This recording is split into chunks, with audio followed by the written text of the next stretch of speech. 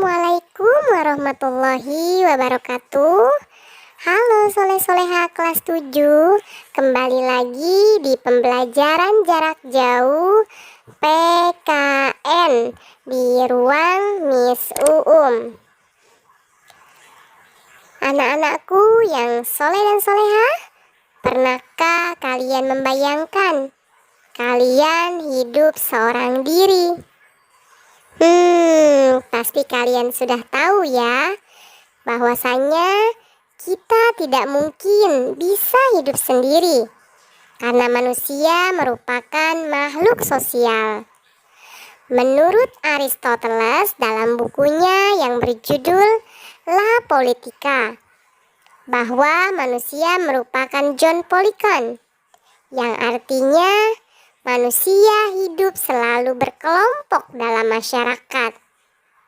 Karena mereka hidup selalu berkelompok, maka perlu adanya aturan. Nah, aturan yang dimaksud pada bab ini adalah norma. Pada bagian A, norma dalam kehidupan bermasyarakat. Pada poin pertama, kita akan membahas pengertian norma. Norma adalah aturan yang mengatur kehidupan masyarakat yang digunakan untuk mengendalikan tingkah laku manusia dalam masyarakat. Aturan atau norma tersebut menurut Roscoe Pound adalah untuk melindungi kepentingan umum, kepentingan masyarakat, dan juga untuk melindungi kepentingan pribadi. Coba kita perhatikan gambar berikut ini. Gambar ini menunjukkan carut-marutnya lalu lintas ibu kota. Carut-marutnya lalu lintas ini terjadi karena adanya pengemudi yang melanggar aturan yang ada. Seperti contoh gambar yang berikut ini. Nampak ada pengendara motor yang melanggar peraturan, yaitu masuk jalur busway. Hal ini bisa menyebabkan kecelakaan.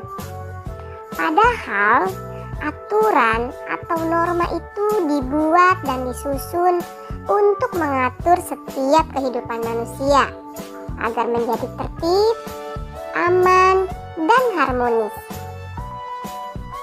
Karena sesungguhnya fungsi norma adalah untuk memastikan terciptanya kehidupan masyarakat yang lebih aman dan tertib, dan juga untuk mengatur perbuatan masyarakat agar sesuai dengan nilai-nilai yang ada.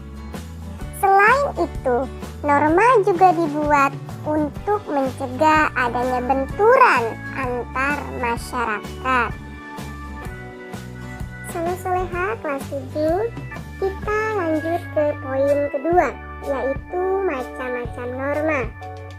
Dalam kehidupan masyarakat dikenal ada 4 macam norma.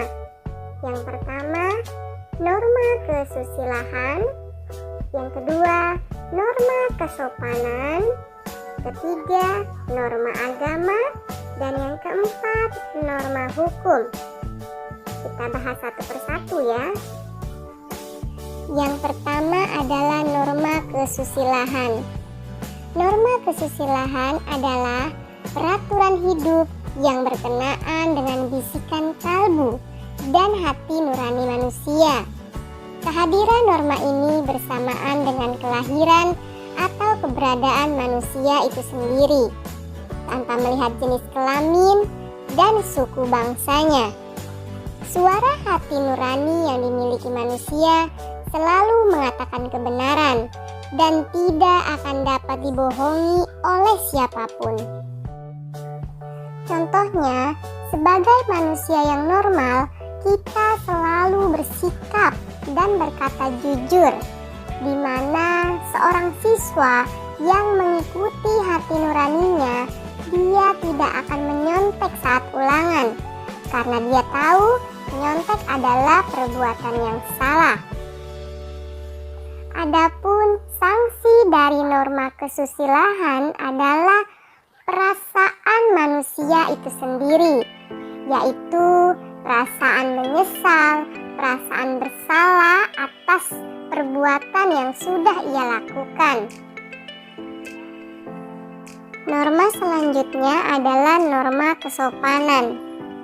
Norma kesopanan adalah tata aturan yang bersumber dari pergaulan atau tata kehidupan masyarakat.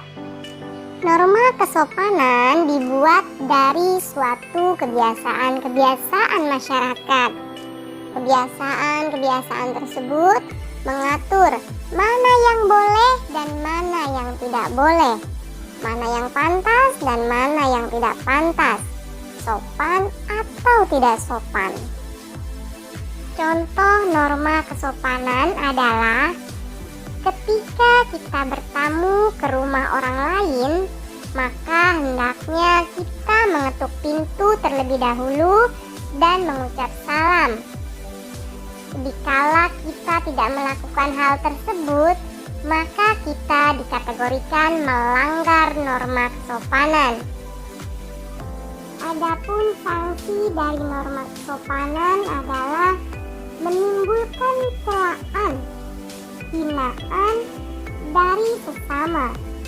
Celaan itu bisa berupa kata-kata kotor, sikap kebencian, pandangan rendah dari orang yang ada di sekitar kita, dan bisa saja kita dijauhi dari pergaulan, sehingga menimbulkan rasa malu, hina, rendah, dan bahkan bisa dikucilkan.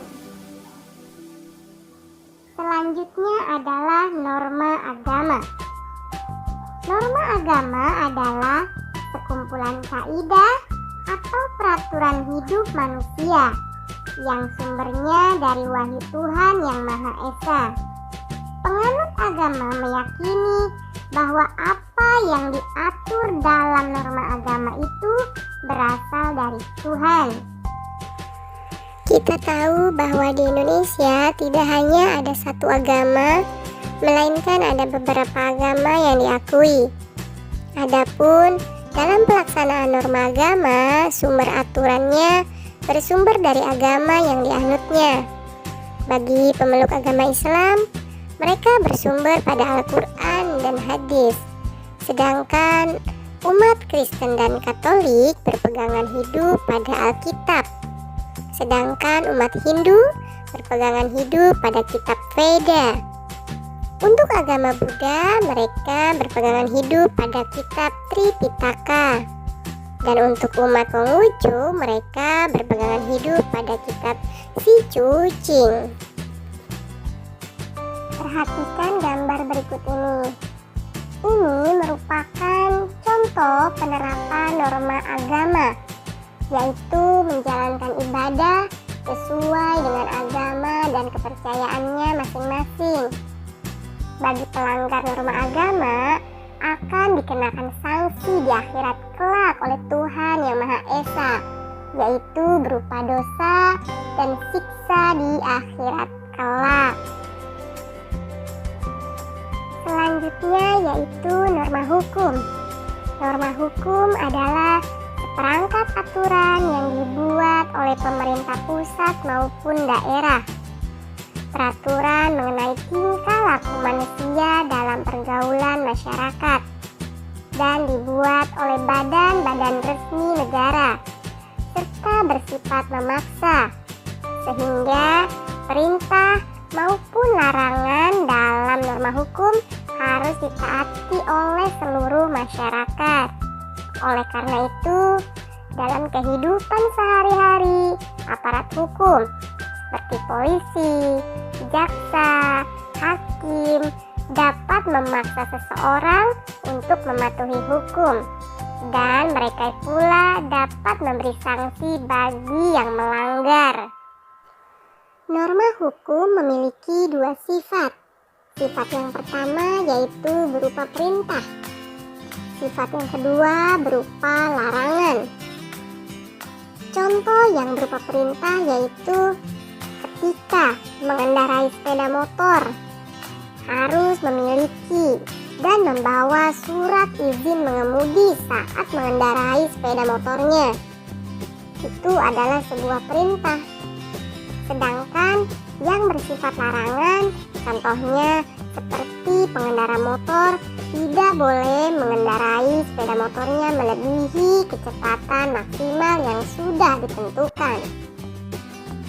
Bagi pelanggar norma hukum, sanksinya tegas dan nyata dan sudah diatur oleh undang-undang, yaitu berupa hukuman kurungan penjara dan denda.